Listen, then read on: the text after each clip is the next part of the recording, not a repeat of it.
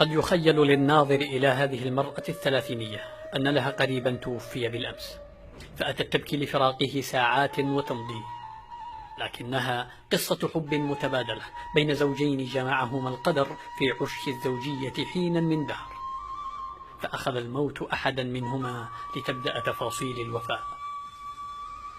ففي أندر قصة حب ووفاء تشهدها حالمة الحب تعز، امرأة عاشت مع زوجها فترة من الزمن، لم يرزقهما المولى عز وجل مولودا يسعد حياتهما، فكانت تحثه بأن يتزوج عل الله أن يرزقه بمولود يملأ حياته سعادة ودنياه سرورا.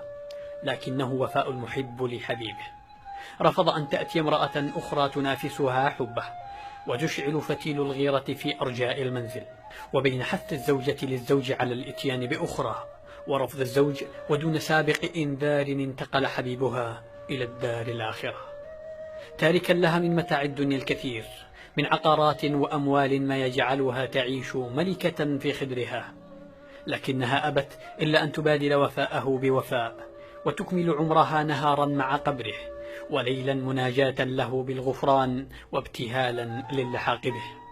ففي كل صباح تأتي إلى رفيق دربها لتقضي معه فترة نهار كامل تونس وحشته وتستأنس بوجودها معه، فتارة تدعو له وتارة تمسح على قبره وتارة أخرى تذرف الدموع لفراقه. وفاء قل أن تجد له مثيلا في هذا الزمن. في هذه البقعة من العالم المتوارية عن أنظار الكاميرا تعيش حياتها بهدوء وسكينة بجوار حبيبها النائم في رحلة الخلود. لم يكن بإمكاننا إلا أخذ لقطات عن بعد دون أن نشعرها بذلك، احتراما لها وتقديرا لوفائها. اتخذت من قبره بيتا لها، فبنت عشة متواضعة بجواره تقيها حر الشمس. اقترب الفريق عند ذهابها لجلب الماء الذي تستخدمه في سقاء المارة ورشه على قبر زوجها. لم يستطع أحد إقناعها من المكوث جوار قبر زوجها، علما بأنها تحفظ القرآن كاملا كما سمعنا من أهالي المنطقة.